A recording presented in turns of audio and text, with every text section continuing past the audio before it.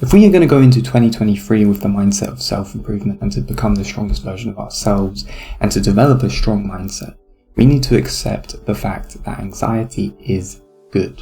Anxiety is a good thing to have. It's a good thing to feel. A lot of the time we say, feeling anxiety is bad, it doesn't feel right, I need to avoid this situation so I don't feel anxiety or anything like this. It's complete bullshit. You actually need to accept anxiety, because anxiety is the thing in which your psyche uses to initiate self-cure.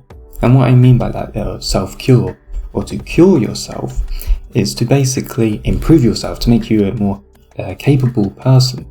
If you didn't have anxiety, you'd be a very incapable individual.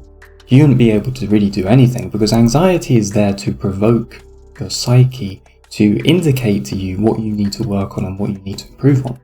So if you're walking down the road and you see a girl that you find very attractive or whatever, and you're single and you want to date people, whatever, but that guy doesn't approach that girl because he's, he is provoked with anxiety, and he's like, maybe I shouldn't approach her or whatever.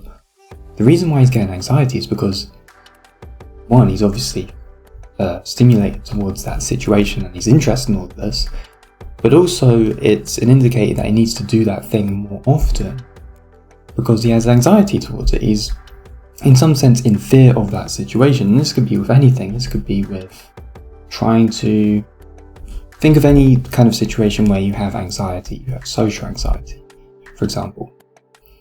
The reason why you will have anxiety is purely a impulse to improve, to become more of a capable person. And the most dangerous thing to do in that situation is to ignore the feeling of anxiety. If you ignore the feeling of anxiety, it will actually start to reduce the essence of your character. It will make you a more incapable person. Because you got to see it like this. The feeling of anxiety is an energy. It comes into your body, into your mind, into whatever. And depending on how you respond to it, it will affect you in different ways. If you respond to it with acceptance, and you see it as a friend or as an indicator for self-improvement, and that you chase after things in which you feel anxiety towards, then it will reward you with many things in your life. You'll start attaining things that you want to have. But if you ignore it, the complete opposite will happen. Your character will start to deteriorate much more, and it will start to work against you. And Carl Jung would have referred to this as the eternal boy, maintaining the existence of the eternal boy. If you embrace the maternal essence as a young man, you will continue to embrace the feminine in a comfortable, convenient way in which reduces your masculine edge to you, and you'll become more of a soft, incapable individual, and you become more infantile. That's basically what will happen if you embrace anxiety in a way where it's like, I need to avoid this situation, I need to avoid it, I'll keep avoiding it. If you do that, you become more infantile, you become more codependent upon the thing in which gives you comfort, which is the feminine or the maternal instinct. As a young man, you need to break out of that, because that's what makes you become a man, obviously. So that's very dangerous. That's when something like that becomes a very dangerous situation. So you need to frame it in this kind of way. You need to have the mindset of taking yourself out from the first person, second person. Look at your life from the third person. And whenever you experience something like anxiety, with anything, or fear, whatever it could be, you need to embrace it in the sense that it is a good thing. Because it is an indicator of what you need to work on. And whatever you do work on, it will improve your life. And you'll become more content. And you'll become more capable. And you'll embrace the things in your life that you want to have. Because you may be asking now also, like, what happens if I ignore the symptom? If you ignore the symptom, it will simply make your life worse, and your character development will reverse, and you'll become more incapable. You'll become the opposite of being an individual. You'll become more codependent on all of this. So on top of that, it's like, how do I really transform? How do I individuate? It's very interesting because I've developed a model which actually provides a structure of understanding how to actually individuate. Because the opposite of individuation is procrastination. If you are controlled by anxiety, if you're controlled by fear, you are not a free individual. There's nothing free about your life because you are controlled by the things in which you are in fear of or that you have anxiety towards. So in a sense, this becomes a trap, and procrastination is a trap because it is a cycle between your present self and your past self. It's a continuous cycle, because you're controlled by the fears that you have not confronted, or your unconscious fears that you don't really know anything about. So you need to be able to look at those fears and be like, okay, this is what they are. Through coaching, through analysis, through consulting, this is what I do. You learn to understand what those fears are so that you can confront them in the best way possible to break that procrastination trap in which you are in. And then by doing that, you can then realign your present self with your future self. And maintaining or becoming or developing toward your future self is the definition of individuation. Because that is when you actually attain the state in which you want to be in, and you achieve the desires that you want to achieve. And that is the path of individuation. And individuation never ends. It's just something in which people don't know how to get onto, because so many people are stuck in the procrastination trap, which is a link between your past and present self.